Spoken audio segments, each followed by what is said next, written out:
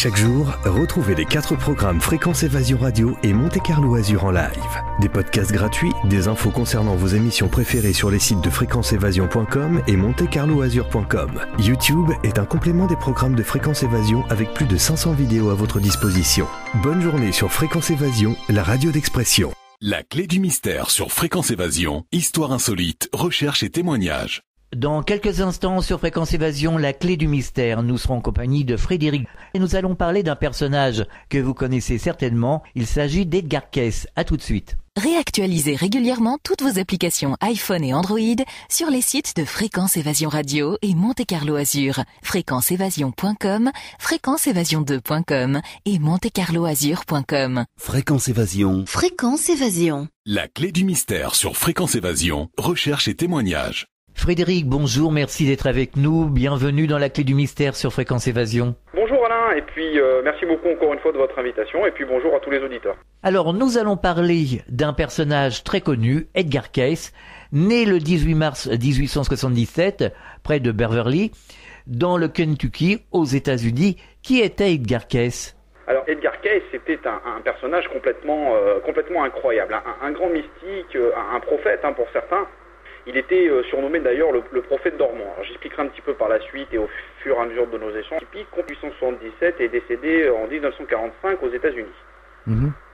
Donc ce personnage, qui, je dirais, n'était pas issu non plus a vraiment marqué les esprits parce qu'il a eu des capacités complètement hors du commun et complètement hors norme. L'origine de ces dons, qu'on va expliquer par la suite, des dons médiumniques, l'origine de ces dons serait issue d'une maladie qu'il aurait eue à l'âge de 5 ans, qui l'aurait plongé dans un coma et qui aurait été un petit peu le déclencheur de tout ce qu'il a eu par la suite. Alors, qu'est-ce qu'il a eu par la suite, ce fameux personnage C'est que à l'âge à peu près de 23 ans, il a malheureusement subi une maladie, une laryngite aiguë, qui l'a rendu complètement aphone.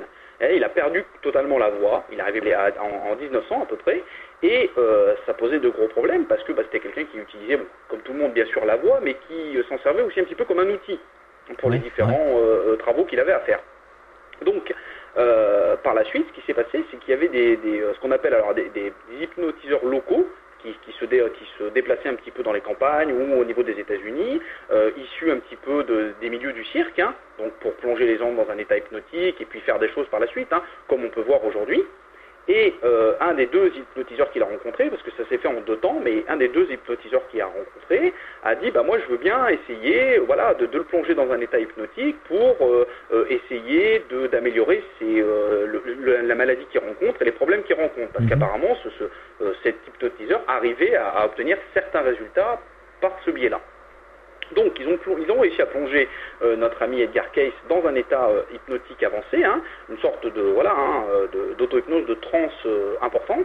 Et qu'est-ce qui s'est passé ? Première chose, c'est que quand l'hypnotiseur a posé des questions à Edgar Cayce, premier point, c'est qu'il s'est rendu compte que Edgar Cayce parlait, c'est-à-dire répondait, alors qu'il était aphone. Donc il arrivait à répondre, alors de façon un peu difficile, mais il répondait quand même.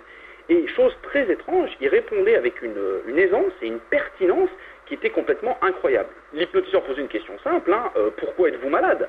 Et Edgar Cayce répondait, alors c'est ça qui est aussi incroyable, c'est qu'il parlait souvent à la première personne du pluriel, il utilisait nous, ou il utilisait souvent il, pour définir l'entité qui était au sein du corps d'Edgar Cayce. Vous voyez ? Et donc il expliquait pour quelle raison la structure physique, le corps physique était malade, et comment il fallait faire pour y remédier. Donc il a donné un remède qui était lié aux cordes vocales. Ce remède a été appliqué et Edgar Cayce, au bout de quelques mois, a retrouvé l'usage de la voix de façon parfaitement sereine et il a pu réutiliser son outil linguistique comme ça a toujours été le cas. Une parenthèse, pourquoi le corps physique est malade ? Dans le cas d'Edgar Cayce ? Oui. Alors, j'ai pas souvenir d'avoir précisément la réponse sur l'origine de sa maladie. En tout cas, il a sûrement dû la dire dans ces éléments-là. Mais ce que Edgar Cayce expliquait alors au fur et à mesure, parce que ça a été vraiment le point de départ. Ça s'est passé en 1900 et à partir de 1900, des années qui ont suivi, 1910 surtout, ce mode de fonctionnement-là a complètement que la majorité des maladies provenaient de l'intérieur de soi-même, ou de l'environnement direct, par exemple des problèmes de couple ou des non-dits, des choses comme ça, qui seraient impactés sur le corps physique. Ouais. Alors quels étaient les remèdes qu'il donnait aux gens? C'était une médecine tout à fait naturelle, tout à fait saine, parce que il expliquait aux gens que soit en changeant leur mode de vie ou en travaillant sur les problèmes psychologiques qu'ils avaient, les choses qu'ils enfermaient un petit peu à l'intérieur d'eux, ils arriveraient à avoir des améliorations et puis carrément à remédier aux maladies qu'ils pouvaient avoir. Ou en utilisant de l'homéopathie, de l'utilisation aussi des plantes, de la médecine tout à fait parfaitement naturelle et parfaitement saine, encore une fois. Oui, finalement, c'est une médecine que certains appliquent aujourd'hui encore. Ah oui, bien sûr. C'est une médecine que beaucoup appliquent et certains qui ont un cadre de vie tout à fait sain, comme on dit un peu souvent, un esprit sain dans un corps sain. Exactement. Fonctionnent très très bien et ont des résultats parfaitement exceptionnels. Pas nécessaire d'utiliser toute la pléiade de médicaments, je dirais, qui ont tendance à plus nous rendre malades qu'autre chose, pour se soigner de maux que nous créons nous-mêmes, parce que c'est ce que Edgar Cayce expliquait. C'est-à-dire que c'est des maux que nous créons nous-mêmes. Et ces maladies-là, c'est d'abord nos maladies. Faut aller droit à la cause, quoi. Exactement, c'est ça. Quels ont été les grands moments de la vie d'Edgar Cayce? Alors, donc, Edgar Cayce, suite à cette histoire de transe, il s'est rendu compte par la suite, alors les gens qui étaient autour de lui se sont rendus compte que quand il tombait en état hypnotique, c'est-à-dire qu'il avait une faculté, une facilité à tomber dans un état hypnotique très rapidement. Il plongeait dans une sorte de coma, alors attention, avec des guillemets bien sûr, un léger coma. Et quand il était dans cet état de coma, on pouvait lui parler et il répondait aux questions, mais alors avec une pertinence totalement incroyable. C'est-à-dire qu'à un tel point où ça commençait à faire tellement de bruit que les gens ont afflué de plus en plus pour aller le voir, parce qu'il y a eu des articles de presse qui sont parus sur sa situation, sur les résultats qu'il a obtenus, parce que ce qui est incroyable, c'est tous les résultats qu'il a obtenus derrière. C'est-à-dire qu'il y a des gens que la médecine conventionnelle de l'époque avait condamnés en disant, de toute façon, vous allez perdre la vue, par exemple, dans le cas d'une personne qui n'arrivait plus à voir, donc il y avait une nécessité importante, ou vous n'avez plus que quelques mois à vivre, et Edgar Cayce, ces gens-là allaient consulter Edgar Cayce un petit peu en désespoir de cause. Comme font certains aujourd'hui, dans le cas des guérisseurs ou d'utilisation du magnétisme, par exemple. Et Edgar Cayce leur donnait simplement une lecture en leur disant, voilà, vous êtes malade, votre corps, souvent c'était une utilisation d'un langage particulier, mais en gros, votre corps est malade pour telle raison, et pour le soigner, il faut utiliser tel remède. Et au bout de quelques temps, les gens étaient soignés. Et ça fonctionnait bien. Et ça fonctionnait à chaque fois. Maladies, à chaque fois. Et des maladies totalement incurables qu'on ne pensait pas pouvoir soigner. C'est-à-dire qu'il a soigné des gens qui étaient quasiment devenus aveugles avec le temps et ils ont retrouvé la vue. Des personnes qui avaient des gros problèmes, soit intestinaux, soit autres. Ça pouvait être de tous bords. Il a réussi à les soigner d'une façon complètement incroyable et avec des remèdes naturels. Quelle était la nature de ces maladies? Par exemple, ces aveugles devenaient aveugles, perdaient la vue. Pour quelles raisons? Alors, il y avait des maladies qui étaient issues directement, comme je le disais tout à l'heure, de l'environnement immédiat, c'est-à-dire des problèmes familiaux que les gens accumulaient et qui gardaient en eux et qui, par la suite, déclenchaient des maladies. Il y avait ensuite, suite, on va dire, aux différentes lectures que Edgar Cayce a fait, parce qu'à l'origine, ces lectures étaient uniquement basées sur la médecine, la santé. Et puis par la suite, ça s'est élargi, c'est-à-dire qu'il a commencé à parler des anciennes civilisations. Il a parlé de l'Atlantide, il a parlé également des interactions entre l'esprit, l'âme et ce qu'on appelle aussi les maladies karmiques. Parce qu'il y avait beaucoup de personnes qui avaient des maladies karmiques. Alors, lui, ça a été un des premiers déclenchements qui ont remis un petit peu en cause sa ferveur catholique, parce que ce qu'il faut dire, c'est qu'Edgar Cayce était un catéchiste fervent. C'était un disciple du Christ, parce qu'il faisait partie d'une église protestante, alors qui s'appelle les disciples du Christ, très appliqué, c'est-à-dire qu'il lisait peut-être la Bible en entière, du début à la fin, une fois par an. Et il appliquait les principes qui sont transmis à l'intérieur au niveau des enseignements, par exemple, christiques. Et lui, il était vraiment terriblement croyant. Et quand ses lectures à lui, parce que lui, il se rappelait pas, c'est-à-dire que quand il était dans le coma, il se rappelait pas de ce qu'il disait. C'était les personnes de son entourage qui lui disaient ce qu'il avait dit pendant son sommeil. Et souvent, le lien de réincarnation... On en parlera justement de la réincarnation dans quelques instants. Oui, bien sûr, on en parlera un petit peu après. Les liens qui étaient issus des maladies des anciennes vies, donc de la réincarnation, étaient très très présentes dans les maladies que les gens pouvaient rencontrer et pour lesquelles ils allaient consulter Edgar Cayce. Est-ce qu'il arrivait à soigner des maladies génétiques, par exemple? Oui, bien sûr.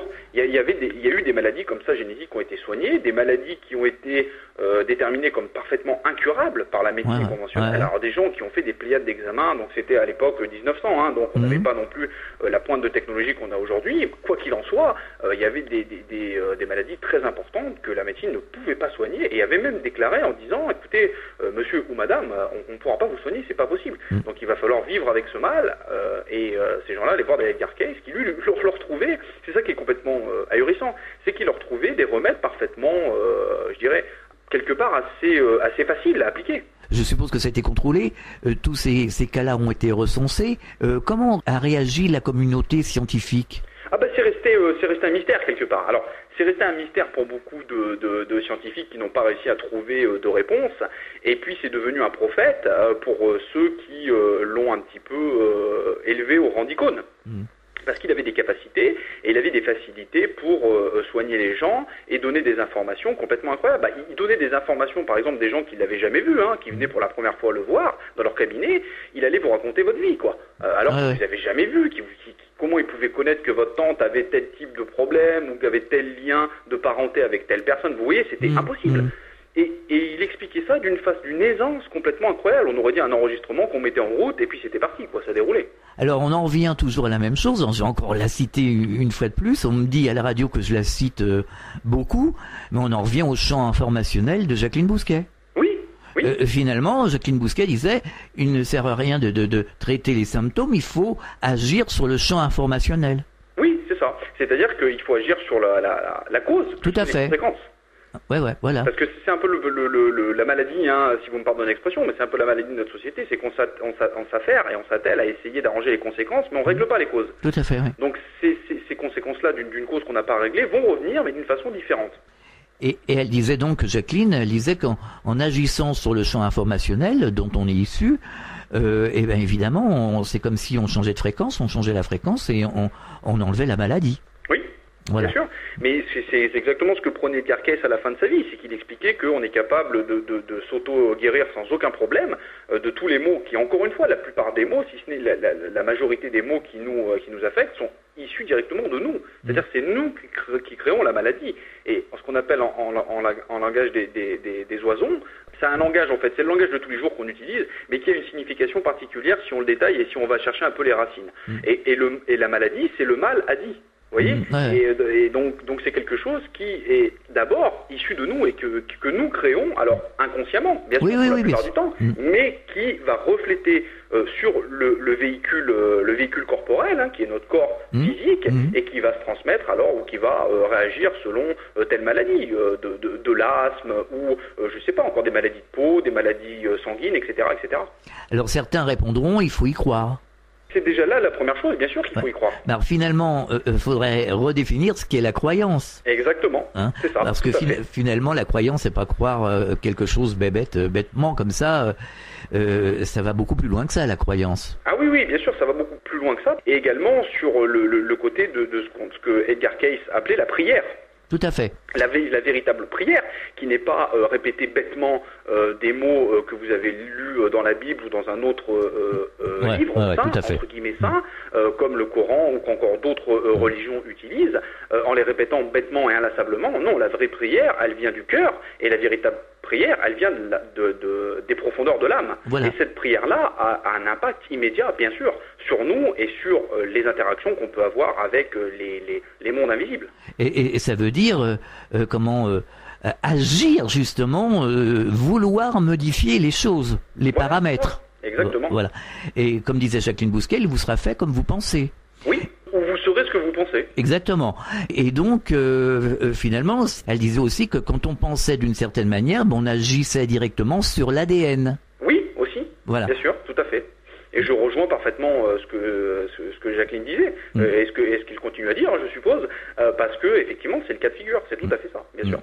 C'est la capacité, la puissance de l'esprit. On avait fait une émission aussi sur la mémoire de l'eau. Oui, absolument. On voyait l'impact et les modifications de la nature cristalline de l'eau en fonction des émotions. C'est la même chose pour notre corps. C'est exactement la même chose. Oui, alors, quand on sait... On est ce qu'on pense. Voilà, quand on sait qu'il est composé de 80% d'eau, déjà, ça explique pas mal de choses. Tout à fait. Et d'ailleurs, Jacqueline Bousset me disait, ça a été l'histoire de l'eau, ça a été prouvé en laboratoire, hein, la science. Oui, bien sûr, scientifiquement. Ça, faut bien le dire. Tout à fait. Bien sûr. Alors, pour en revenir sur Edgar Cayce, je continue sur les lectures qu'il a faites. Au fil de sa vie, il a fait pendant à peu près 43 ans, hein, il a fait 14 306 lectures. Donc c'est quand même très conséquent. De 1901 à 1944, hein, parce que ses premières véritablement lectures qui se sont mises en route et qu'il a pratiquées par la suite sont issues des premiers états hypnotiques dans lesquels il s'est plongé. Il a fait, on peut répartir ça en 3 ou 4 types de lectures. Donc les lectures de santé, hein, qu'on a parlé jusqu'à présent, ou lectures physiques, hein, qui sont orientées sur la médecine, le problème des patients, les pathologies, à hauteur de 9603 lectures à peu près. Ensuite, ça commençait à se développer. C'est là où ça devient aussi une autre histoire un petit peu de ce personnage atypique, hein, complètement incroyable. C'est qu'il a diversifié ses lectures et il a commencé à parler aussi justement de ce qu'on disait à l'instant, c'est-à-dire la réincarnation, les liens du karma et de façon plus générale, l'esprit, la nature de l'esprit, la nature de l'âme et bien sûr de Dieu, ce qu'on appelle Dieu façon un petit peu, dans la vision monothéiste de nos grandes religions. Donc ce qu'on appelle les lectures de vie. Il s'intéressait à la réincarnation et aux lois universelles. Oui, voilà. Alors c'est ce que je disais tout à l'heure. Excusez-moi, parce que souvent je pars sur un sujet, j'ai du mal à revenir un petit peu en arrière, parce qu'il y a aussi beaucoup de choses à dire sur Edgar Cayce, donc c'est pas évident. Mais effectivement, et ça l'a profondément bouleversé, parce que pour soit les catholiques, soit les chrétiens, la réincarnation n'est pas acceptée, selon le dogme général. Attention, hein, bien sûr. Hein. Et c'est quelque chose qui l'a profondément un petit peu bouleversé, parce que la réincarnation et les liens des maladies karmiques, hein, en lien avec nos anciennes vies, et ce qu'on a fait dans nos anciennes vies, qui ressortent aujourd'hui, hein, l'a profondément... Oui, il disait que ça l'avait dérangé au début parce que pour lui la réincarnation, il n'y avait pas de réincarnation, vous voyez. Mais à la fin, il était persuadé qu'il y en avait parce que il a soigné tellement de gens qui avaient des problèmes de karma, hein, donc voilà, des malformations, des soucis par exemple de hanches, des problèmes d'articulation ou autres qui étaient directement issus de la dernière vie qu'ils avaient eue. Qu'à la fin, il y croyait, bien sûr, effectivement, dur comme fer. Hein. Donc après, il a fait ce qu'on appelle donc des lectures de vie, il en a fait à peu près 1920. Et puis, par la suite, il a fait ce qu'on a appelé aussi des lectures spéciales. Alors, des lectures spéciales sur des matières un petit peu déterminées, c'est-à-dire les anciennes civilisations, donc l'Atlantide, l'Égypte, des questions mondiales, développement spirituel et autres. Donc là, il en a fait à peu près 1000 lectures. Quand même, Et puis après, il faisait aussi également d'autres lectures, des lectures par exemple d'affaires, de l'ordre des domaines de la finance, des domaines industriels, des lectures oniriques, etc. Et là, il en a fait à peu près 2000, je crois. Quand même, c'est important. Ah oui, bien sûr, bien sûr. Ah oui, non, mais il a été très très sollicité. Passé un temps, je crois qu'il faisait à peu près une dizaine de personnes par jour. Et d'ailleurs, à la fin, il commençait à fatiguer parce que il était très très sollicité, quoi. On marque une pause dans la clé du mystère, on revient dans quelques instants.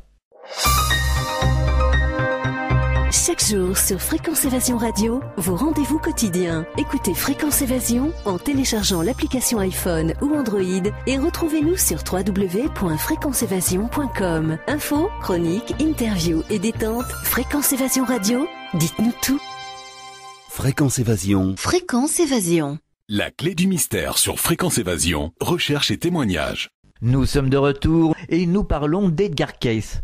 Alors, est-ce qu'il pratiquait l'hypnose? Justement, on parlait de réincarnation il y a quelques instants. Est-ce qu'il a pratiqué l'hypnose pour faire ce qu'on dit, des régressions, pour essayer d'extirper ou de comprendre la maladie des patients?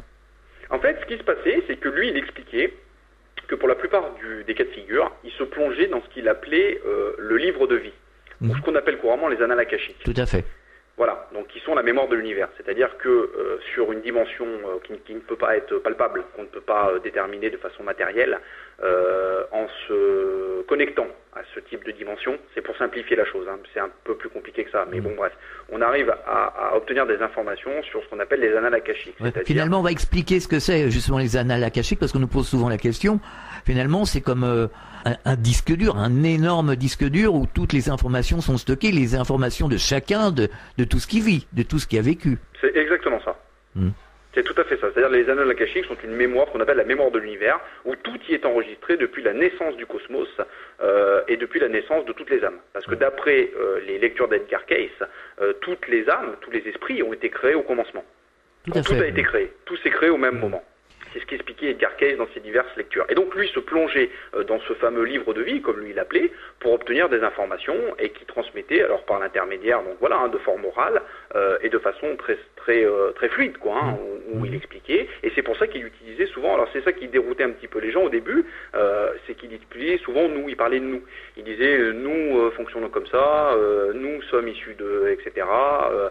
Nous avons vécu en Atlantide, ou il, parce que si vous voulez, la personne qui parlait ne s'affiliait pas directement au corps dans lequel il était. Je sais pas si c'est clair, mais c'est-à-dire que c'était Edgar Cayce sans être réellement Edgar Cayce.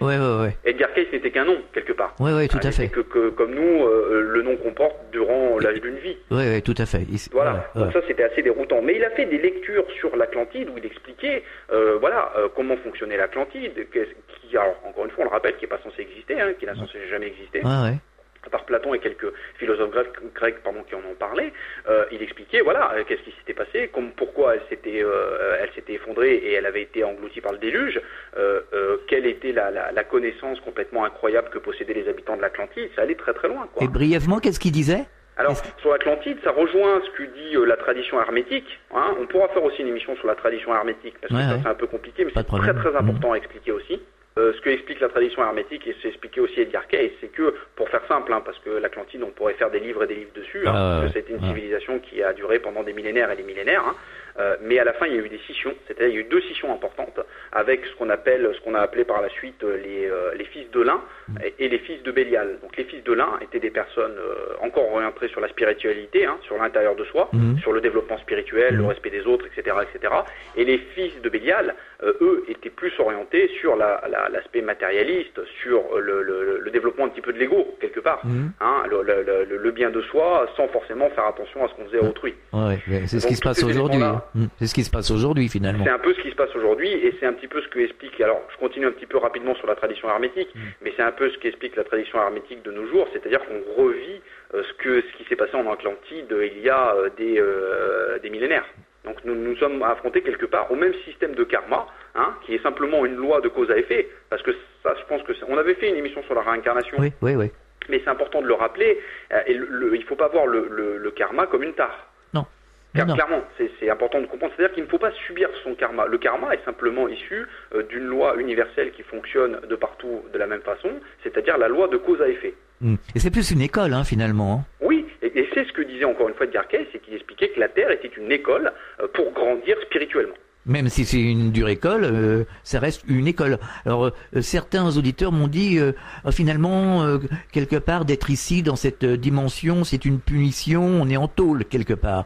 Tout dépend comment on le ressent. Est-ce qu'on est dans une prison ou est-ce qu'on est à l'école ? Oui, bien sûr. Mais pour grandir, il faut aussi passer un peu par l'école et il faut passer par des expériences de vie, tout simplement. Alors, ce qui est très ennuyeux, c'est que j'avais fait une émission avec Lionel Del et Lionel me disait que, elle recevait des messages justement de ces êtres de lumière qui lui disaient que certains êtres n'ont jamais été incarnés. Alors, on peut se poser la question, on peut se dire, mais qu'est-ce qu'on a fait pour être incarné, pour être venu dans une telle galère, quoi.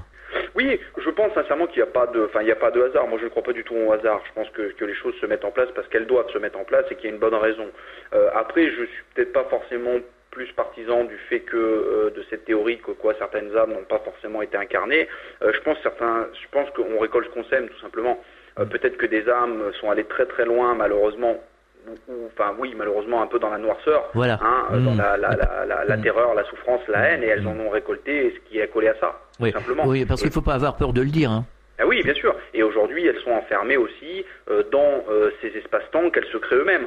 Tout à fait. On avait fait une émission sur les personnes décédées, vous savez.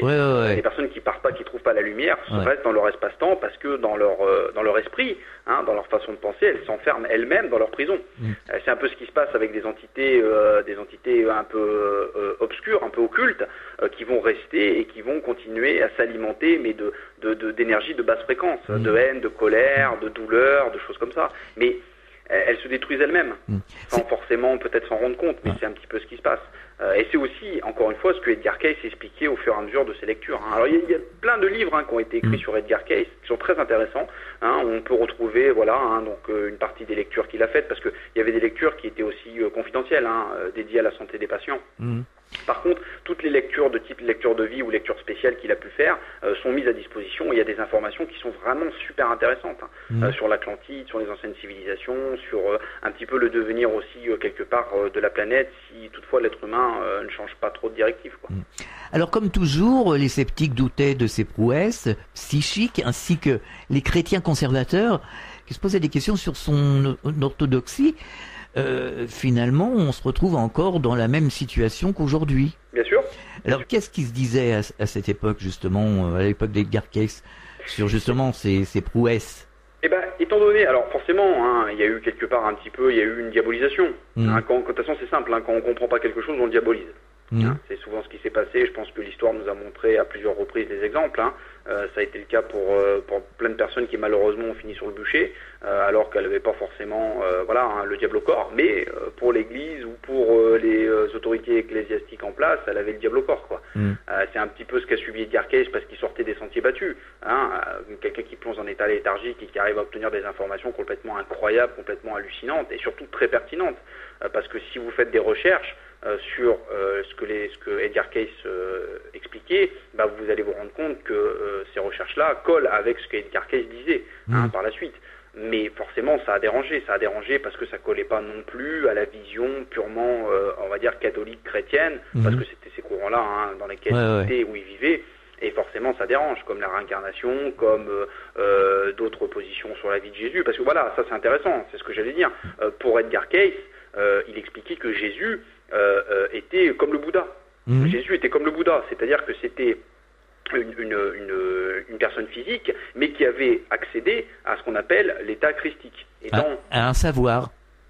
Exactement. À une connaissance. Christique, c'est-à-dire à la connaissance christique, comme ce qui s'est passé pour le Bouddha, qui a eu accès à l'état d'éveillé, c'est ce que signifie Bouddha, c'est l'être éveillé, qui s'est libéré en fait des chaînes de la matière, de par son travail sur lui, sa sagesse, ce qu'il a mis en place, la façon dont il se comporte avec les autres, qui a permis de se détacher de tout ça. Et une fois qu'on atteint ce qu'on appelle l'état christique, dans le langage ésotérique, c'est le Christos solaire qui réside à l'intérieur de nous, parce que c'est aussi ce que prônait Edgar Cayce, c'est qu'il expliquait qu'en priorité, Dieu il était à l'intérieurs de nous, plus qu'aller le chercher à l'extérieur. Tout à fait.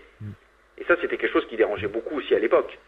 C'est-à-dire qu'il faut mettre en parallèle les mots qui ont été usés à travers le temps, à travers les siècles, les mots religieux. Il faut appeler un chat un chat, un chien un chien. Et expliquer aux gens ce qui se passe, je dirais techniquement, pour qu'ils comprennent exactement que finalement que ce sont que des fréquences. On est dans des plans de fréquences et plus on monte en fréquence et en vibration, plus on atteint cet état d'éveil et de savoir. Oui, bien sûr, tout à fait. Alors c'est un état, pour finir sur la vision de Jésus, que n'importe quel être humain peut accéder. Tout à fait. Oui, complètement. C'est quelque chose que tout le monde peut accéder sans aucun problème. Mais par contre, pour obtenir ces états-là, ou ces niveaux d'avancée spirituelle, il faut travailler sur soi. C'est ce qu'on disait tout à l'heure aussi. Non, parce que les gens ont plein d'images d'Épinal dans la tête et c'est très difficile de leur en faire sortir. Oui, bien sûr. Puis les gens vont chercher surtout à l'extérieur ce qui réside en eux, en fait. Oui, parce que tous ces champs sont imbriqués finalement. Oui. C'est pour ça qu'on a plusieurs corps. Quand on parle des différents corps, chaque corps est fait pour vibrer sur une certaine fréquence, donc dans un certain champ. Oui, tout à fait. Alors, Frédéric, il y aurait 25 centres Edgar Cayce à travers le monde. Et certains, d'ailleurs, l'appellent Edgar Cayce. Oui, il y a les deux appellations. Alors moi, je dis Edgar Cayce, mais beaucoup l'appellent Edgar Cayce, effectivement. Tout à fait. Ça, c'est quelque chose qui revient souvent dans certains reportages qu'on peut voir à la télé. D'ailleurs, on voit les gens qui l'appellent Cayce, qui utilisent ce nom-là. Tout à fait. Et il y a beaucoup de centres, et notamment alors la première association, qui est la principale, qui est l'ARE, qui est l'Association pour la recherche de l'enseignement spirituel. Et là, la véritable association qui est en lien avec les différentes lectures et travaux d'Edgar Cayce et qui a recensé l'ensemble de ces lectures. Donc ils ont un site internet qu'on peut consulter. Il suffit de taper Edgar Cayce ARE, on va vite le trouver, ou même Edgar Cayce, je crois qu'il arrive dans les premiers liens, où là on a quelques éléments sur la vie d'Edgar Cayce, sur qu'est-ce qu'il a pu transmettre comme information. Mais je pense qu'il est très important de se rappeler sur Edgar Cayce, c'était véritablement quelqu'un de très pieux, de très intègre, quelqu'un de très naturel, de très gentil. Et lui voulait un petit peu comme d'autres grands qui sont passés avant lui, le bien pour l'humanité. Et que l'humanité puisse se libérer de tous les maux qu'elle a, et par la suite il a compris avec les différentes lectures qu'il a eues, qu'il a données, que ces maux-là en priorité c'est nous qui nous les créons. Vous voyez, il n'y a pas de Dieu qui nous inflige quelque chose. C'est ça qu'il faut comprendre. Et je pense que le message est véritablement là, c'est qu'on se crée nous-mêmes nos propres maux, nos propres maladies, et par ce fait-là, on est capable d'y remédier. D'ailleurs, ça fait partie du libre arbitre. Ça fait partie du libre arbitre. Non, parce que ça arrange certains de dire qu'il y a un Dieu qui punit, etc., quand même. Ah oui, bien sûr, tout à fait. Et puis, effectivement, la Bible n'a pas non plus aidé à sortir de cette vision des choses. Ouais, tout à fait. Parce qu'on voit un petit peu ce que moi j'appelle souvent le Dieu hamburger, c'est-à-dire perché en haut sur la partie supérieure, au milieu l'humanité et puis en dessous les enfers. Ouais. Et on se retrouve en sandwich au milieu, vous voyez. Oui, tout à fait. Cette vision-là est une vision issue, donc qui a été portée par la Bible, mais qui a été issue des textes beaucoup plus anciens. C'est la nature de la Bible. La Bible n'a pas été écrite en un jour par une personne, vous voyez. C'est quelque chose qui a été écrit. Alors, encore une fois, on pourrait faire une autre émission là-dessus parce que c'est très long à développer. Mais la Bible est issue, d'années, de siècles même, d'écritures qui ont été récupérées, retracées, reformulées, remélangées, issues d'anciens textes qui datent de l'époque des Sumériens et même, je suppose, bien avant les Sumériens. À l'époque, par exemple, je suppose aussi encore une fois de l'Atlantide. Tout à fait. Alors, Edgar Cayce considérait les expériences psychiques et les expériences extrasensorielles comme des sous-produits normaux de la croissance de l'âme. Effectivement, il avait comme ça, encore une fois, c'est des éléments qu'il avait grâce à ses lectures qu'il faisait, où les gens posaient des questions existentielles et on avait des réponses comme ça qui arrivaient. Et des fois, c'était pas forcément tout évident à comprendre, mais il sous-tendait effectivement qu'il y avait comme ça des éléments qui n'étaient pas directement issus, que c'était aussi le développement de l'âme qui devait passer par ces états-là et ses ramifications. Que dire d'autre sur Edgar Cayce, Frédéric ? Et encore une fois, les gens peuvent venir sur le forum, sur Au-delà du miroir, pour regarder un petit peu ce qu'il y a dessus. Ils peuvent faire des recherches sur Internet. Il y a des livres qui sont vraiment très intéressants. Alors moi, malheureusement, j'ai pas eu l'opportunité de lire des livres dessus. Il faudrait que je m'y mette un petit peu parce que c'est des sujets qui m'intéressent beaucoup, notamment les lectures sur les anciennes civilisations qu'il a pu faire. Mais on peut trouver des informations sur des sites internet qui sont super pertinents. Il faut vraiment s'y intéresser parce que c'est quelqu'un qui était vraiment incroyable et puis qui a laissé quand même une histoire derrière lui avec des éléments sur lesquels on peut se raccrocher et qui vont dans le sens des personnes qui ont travaillé sur ces sujets-là de façon honnête et avancée. Comme l'Atlantide qui a soi-disant jamais existé alors qu'elle a bel et bien existé et qui possédait des connaissances complètement incroyables. D'ailleurs, on a republié un livre dans les années 80 qui s'appelait Réconciliation avec la vie. Oui. Edgar Cayce. Voilà. Un livre vraiment très intéressant. Un livre, je suppose, très intéressant et puis surtout véritablement un grand monsieur comme on en a eu à travers notre planète, mais pas non plus des mille et des cents. Enfin, c'était vraiment un personnage complètement incroyable et qui a apporté beaucoup à l'humanité et qui a apporté beaucoup aux gens qui sont venus le consulter aussi, bien sûr.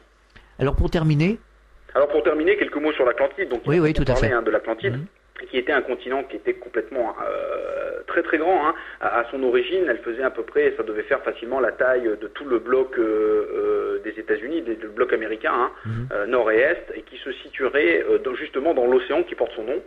C'est pas un hasard non plus, entre justement l'Europe et les États-Unis, quoi. Oui, ouais. Et donc c'était un continent gigantesque qui s'est effondré sur plusieurs reprises. C'est-à-dire que le déluge n'a pas eu lieu, ça a été enseveli sous un déluge et la montée des eaux, mais ça s'est pas fait en une nuit. Ça s'est fait par cycle et par étapes. Et en revanche, la dernière partie qui a été submergée, que les Grecs et Platon, notamment dans le Timée de Platon, c'est là où on retrouve quand même les éléments de l'Atlantide, sont été la dernière partie de l'Atlantide qui s'est, elle, effectivement submergée en une seule nuit, quoi. D'accord. Et donc, il y avait des connaissances complètement incroyables. C'est-à-dire que les habitants de l'Atlantide possédaient des connaissances, donc alors spirituelles avancées, mais sur les énergies libres. On avait fait une émission dessus aussi. Sur la connaissance sur ce qu'on appelle le vril, une énergie avec une capacité, avec des possibilités techniques complètement incroyables, qui dépassent notre entendement encore aujourd'hui. Donc on commence tout juste à comprendre parce que des choses remontent un petit peu à la surface. Et donc il avait fait, c'est ça que je voulais dire, il avait fait une lecture où il disait que, alors je sais plus dans quelle année, je crois que c'était dans les années 80, ou fin des années 70 ou peut-être les années 80, que l'Atlantide sortirait des eaux, ressurgirait. Allez, alors, oui. Alors justement, je vais être encore obligé de faire un peu le parallèle avec les NDE et de citer Nicole, évidemment, comme d'habitude. Elle nous disait, dans sa NDE, elle a eu l'information suivante, c'est-à-dire à savoir la résurgence de l'Atlantide. Oui, voilà. Alors, c'est exactement ce que Edgar Cayce a dit, la même chose. Exactement. Et c'était en 68 qu'elle a obtenu cette information. D'accord. Et il y a plusieurs aussi personnes de noms, de renom, des personnes qui vraiment, pas forcément des concepts New Age ou autres. Non. Il faut vraiment se méfier. Il y a vraiment à boire et à manger là-dedans. Encore une fois, je préviens les auditeurs, parce qu'il me semble important de le redire. Il faut vraiment faire attention au mouvement New Age et certains, ce qu'on appelle des channelings, c'est-à-dire des informations. Que certains réceptionneraient, certains médiums, certains réceptionneurs peuvent capter. Où là il faut faire très attention aux informations qui sont transmises. Le parallèle étant fini, sur l'Atlantide, il avait dit qu'il ressortirait dans les années 80, donc tout le monde a crié à l'époque au scandale en disant voyez, l'Atlantide n'est pas ressortie, et donc Edgar Cayce a menti. Sauf que, c'est là où c'est intéressant encore une fois, c'est que sur les côtes de Bimini, il a été découvert à cette même période, exactement à cette même période, des vestiges sous l'eau d'une ancienne structure qui, soi-disant, d'après les autorités en place encore aujourd'hui, est une structure naturelle. Mais quand on s'y intéresse de près, c'est une structure qui n'a rien de naturel. Parce qu'on voit des marches d'escalier, on voit des angles parfaitement droits, enfin vous voyez, des supports, des liens trigonométriques que la nature n'exécute pas de cette façon-là. Et donc qui pourrait être une partie de l'Atlantide. Donc elle se situe entre le continent américain. Alors ça se situe, oui, c'est quasiment, je dirais, c'est pratiquement collé aux États-Unis, sur la côte est des États-Unis, au niveau de l'océan Atlantique, quoi. Et ce fameux triangle des Bermudes, c'est un rapport ? Alors le triangle des Bermudes pourrait avoir un rapport, effectivement, parce qu'il ne se situe pas très très très loin. Il pourrait avoir des liens qui sont attraits au magnétisme, c'est une possibilité. Ça peut être aussi, d'après certaines informations que moi j'avais pu regarder, parce que je m'étais quand même pas mal intéressé, qui était l'ancien pôle, l'ancien nord magnétique de la planète. Parce qu'il y a aussi des changements d'axe magnétique de la planète. Et apparemment, le triangle des Bermudes pourrait être l'ancien pôle Nord, quoi. D'accord. Après, encore une fois, aujourd'hui, ça reste encore beaucoup des supputations sur ces éléments-là, et pas forcément des réponses avancées, quoi. Merci Frédéric. Oui, bien sûr. Encore une fois, c'est moi qui vous remercie. Puis un grand bonjour aussi, encore une fois, à tous les auditeurs de Fréquence Évasion et de la Clé du Mystère. Fréquence Évasion.